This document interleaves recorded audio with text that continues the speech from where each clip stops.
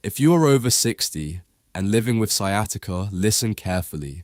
The stretches you believe are helping you could be tightening the pressure on your nerve every single day, not because you are doing them wrong, but because your spine is no longer the spine of a 30-year-old. After 60, the structure of your lower back changes. The discs lose height. The space where nerves travel becomes narrower. What once created relief can now increase compression. And when that space shrinks even a little more, the pain does not just stay in your back. It travels, it burns, it shoots down your leg. Sometimes it leaves you feeling unstable, weak, or afraid to walk too far from home. Here's the dangerous part. Most online exercise routines are designed for younger spines dealing with disc bulges. They focus on arching backward and forcing extension. But if you have spinal narrowing, that exact movement can close the space around your nerve even more. That is why so many people over 60 say the same thing. I tried stretching. It made it worse. Today we are going to change that. You are going to learn 5 safe exercises designed specifically for the aging spine. These movements are gentle. They are practical. You can do most of them in your bed or with a simple chair. Their goal is not to push your body harder. Their goal is to create space. Space for your nerve to breathe. Space for inflammation to calm down. But exercises alone are not enough. At the end of this video, I will show you 5 hidden daily mistakes that silently undo your progress. One of them happens while you sleep. Another happens when you are trying to stand up straight.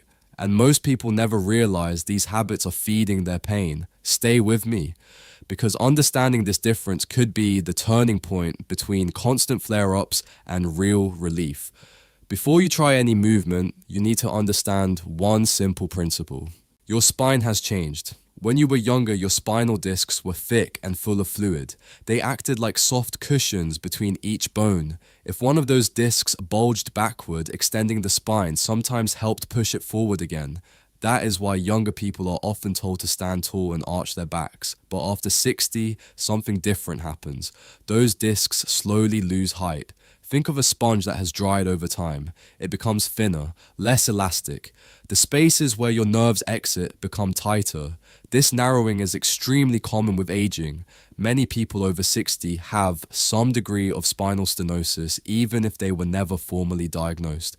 Now here is the critical difference. When the space is already narrow, arching backward does not create relief. It can actually close the space even more. The bones move closer together. The nerve has less room. And when the nerve is compressed, the pain does not just stay in your back. It travels down your leg. This is why so many older adults notice something strange. Leaning slightly forward while walking feels better. Sitting down brings relief. Bending gently forward reduces the pressure. That is not weakness. That is biomechanics. Your spine over 60 often responds better to gentle flexion, not forceful extension. The goal is not to stretch aggressively. The goal is to create space, calm space, safe space. And one golden rule before we continue. If a movement makes the pain shoot further down your leg, grow sharper, or feel more electric, stop immediately. Relief should feel lighter, not more intense. Now that you understand the principle, let us begin with the first exercise. Exercise 1. Single knee reset. This is where you begin if your back feels stiff in the morning or tight before bed. Lie down on your back, even in your own bed if that feels safer. Bend both knees so your feet rest flat and allow your shoulders to relax. Give your lower back a moment to settle naturally before you move. Now slowly lift your right foot and bring your knee toward your chest. Place your hands gently over the knee or behind your thigh if your knee feels sensitive. Draw it in just until you feel a mild stretch in the lower back or hip. Not forced, not aggressive, just enough to feel space beginning to open.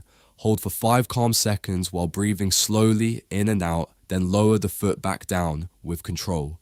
Switch to the left side.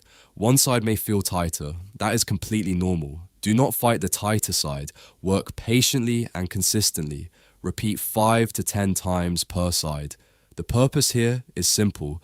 Gently round the lower spine to create space where the nerve exits. If the pain becomes sharper or travels further down your leg, release immediately. Relief should feel lighter, never more intense. Exercise 2. Double knee decompression. If the first movement feels relieving, you can take it one step further.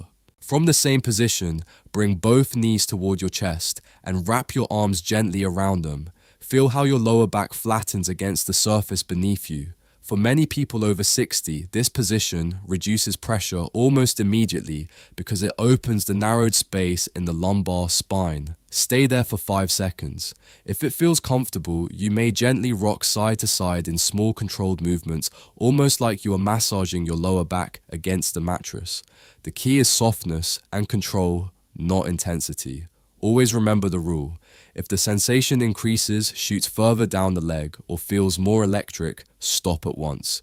You are not forcing your spine into position. You are allowing it to decompress safely. Once finished, your back should feel lighter and more relaxed, ready for the next movement. Exercise 3, gentle lumbar rotation. Now that we have opened the lower spine, it is time to keep those joints from feeling stuck. Stay on your back with your knees bent and feet flat on the surface. Walk your feet slightly wider than your hips to give yourself a stable base. Extend your arms out to the sides so your body forms a soft letter T. Let your shoulders rest heavy against the bed. Slowly allow both knees to drop toward the left side. Do not force them to touch the surface. Let gravity guide the movement only as far as it feels comfortable.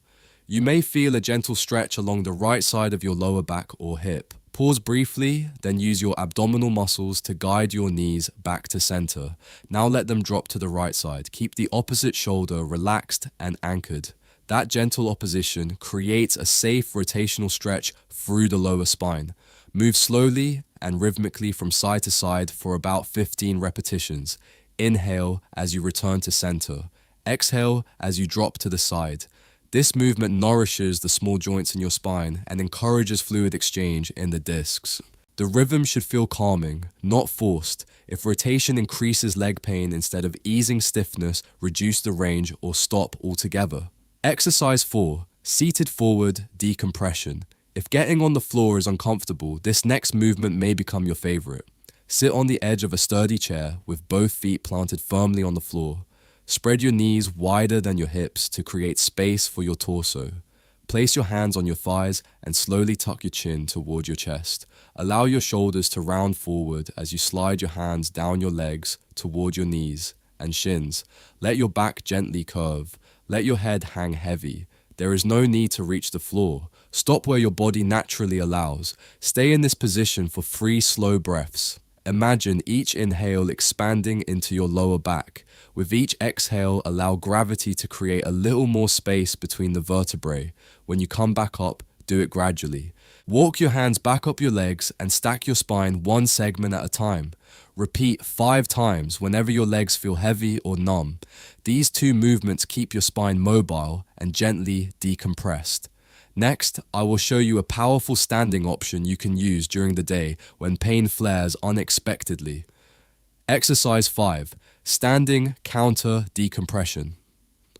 There will be moments during the day when pain suddenly increases. You are not lying down. You are not near a chair. You are standing in the kitchen or at the bathroom sink. This is when this movement becomes extremely useful. Stand facing a sturdy counter table or even the back of a couch. Place both forearms on the surface for support. Step your feet slightly back so your hips can move freely. Now gently bend your knees a little and allow your upper body to sink downward between your arms. Let your back round slightly instead of arching. Do not push your chest forward. Think of letting your spine soften and lengthen. Hold this position for about 10 slow seconds. Breathe steadily. With each exhale, allow your lower back to relax a little more. What you are doing here is simple but powerful. You are reducing vertical pressure on the spine while creating gentle flexion. For many people with spinal narrowing, this can calm a flare-up within moments. Slowly return to standing by walking your feet forward and straightening up gradually. Avoid snapping upright. You can repeat this several times during the day, especially after standing for long periods or walking. Now here is something important. Even if you perform all 5 exercises correctly, your pain can still return if certain daily habits continue to irritate the nerve. Many people feel temporary relief only to undo their progress without realizing it. In the next section, I'm going to show you 5 hidden mistakes that silently feed compression. Some of them may surprise you because they were taught as healthy habits for years. Let us correct those now. Mistake 1. Forcing perfect upright posture. Since childhood, most of us were told to stand up straight, chest out, shoulders back, no slouching. But if you are over 60 and dealing with spinal narrowing, trying to maintain a perfectly upright posture all day can actually increase compression. When you force your lower back into a strong arch, the space where the nerve travels can become even tighter. That slight forward lean you may notice while walking is not weakness, it is your body protecting itself.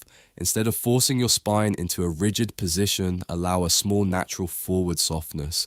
Comfort matters more than appearance. Mistake 2. Walking through numbness.